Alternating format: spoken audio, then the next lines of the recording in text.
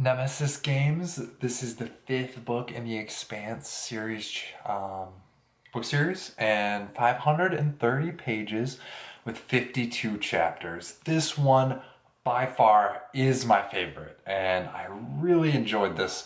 It is absolutely worth your time. Give it a shot. So, the main characters up till now, or at least the crew of the Roki, have all been, I don't want to say shrouded in mystery, but their past has been something that we haven't really found anything about. So this dives right in. And the Roki is down for repairs after the last book, and the crew is all kind of going their separate ways. They all have personal business they want to take care of. Amos wants to see somebody on Earth. Alex wants to see his ex-wife and, make amends, I guess. And Naomi is super secretive and says, I got stuff to do, don't ask me about it. And so, of course, the main character, James Holden, is stuck with the ship and the repairs, and a reporter asks him about the disappearing ships. So each character has their own kind of thing that they're doing, and each one has its own kind of twist and story. I I really thought it was almost like a movie or action movie. Amos on Earth has like a disaster story, right? The Armageddon is happening and he is trying to rescue someone. So that was really cool. It was the end of the world, apocalypse kind of thing. Alex is, I don't want to say a love story, but that's kind of the role that it was. Ex-wife, and then there's this other Martian that he's hanging out with. Is there, connection there? Maybe, maybe not. And really, I thought the Fillip was Alex's son. So at the very beginning, they introduce you to a new character, and oh, it's a son of somebody, and I for sure was thinking it was Alex, but happy to be proved wrong there. Naomi, of course, super mysterious. Where is she going? What's she doing? But it relates all to her past. So really, through these stories, they all had their past uncovered. You had the love story with Alex, and really it was like a crime drama with Naomi. She was part of it, not part of it. Are you in? Are you out? Are you helping? An accomplice. And of course, Holden had the mystery. So I really liked this whole book. I could not put it down. Absolutely recommend it. If you have any doubts about the series, go for it. This one is the best.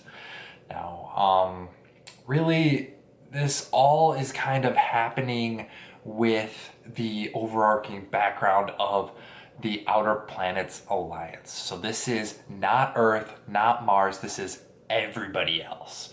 And there is a very violent faction who wants to demand that, hey, you guys have been messing with us. We're going to take power and, show you who's boss, pretty much. So they form and become the Free Navy, and they get some Martian warships from a separatist group. Duarte, I think is his name. He ends up going for the rings, taking a third of the Martian Navy with him, and then leaving a few for the Free Navy. And really, it just isn't it? That's the entire backdrop of this. All the crew members are doing their own thing, and then the Free Navy is creating chaos everywhere. They end up dropping rocks on Earth. So they push rocks to become like a comet or an asteroid, and then it falls into the gravity well. And, this is cataclysmic, hits Earth, earthquakes, tsunamis, all that stuff. And this is to get what they want, right? They are, holding this over Earth. Hey, we can do this anytime we want, meet our demands kind of thing. So super scary. That was intense. Not really something that can be easily prevented, but so it really hit home, right, on Earth. Let's see. This book really kind of set the stage for the second half. The first half of the series is all about the protomolecule. So they found an alien, technology, another life form exists, and it's sent this protomolecule towards us. So the first 3 or 4 books is all about dealing with that. The rings show up.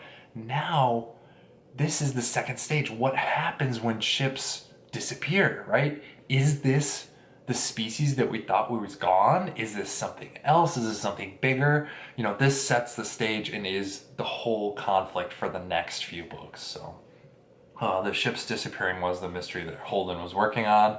And of course, this is the most human thing you can think of, right? We discovered super crazy alien technology, another alien species, and we're just gonna fight and bicker and make war against each other for the next like decade or so. It's hard to tell. Time doesn't pass. The time is, it just kind of says a few years later, that kind of thing. But it approximately a decade. They end up fighting. When they should be, working together for this, alien species that's way ahead of them in technology. So very human, very relatable. And really, there was a quote I liked in here, and this, I know I've said it twice already, but this is my favorite book so far. So this is Alex and Bobby talking. Bobby's one of my favorite characters. Yeah, could you go back to it? Nope. Oh, you mean the Navy? Yeah, me neither. Any of it. Could you go back to anything? No. Things change and they don't change back. The passage of time, the passage of life, they have to deal with everything that changes, right? Somebody attacked Earth, aliens showed up, all this stuff is happening and you can't go backwards. You only go forwards in time and you just have to live with it. Your new reality becomes a way of life. So this book, lots of fun, enjoyed every bit of it. There was tons of action, tons of events. It was just super great to see all of the backstories.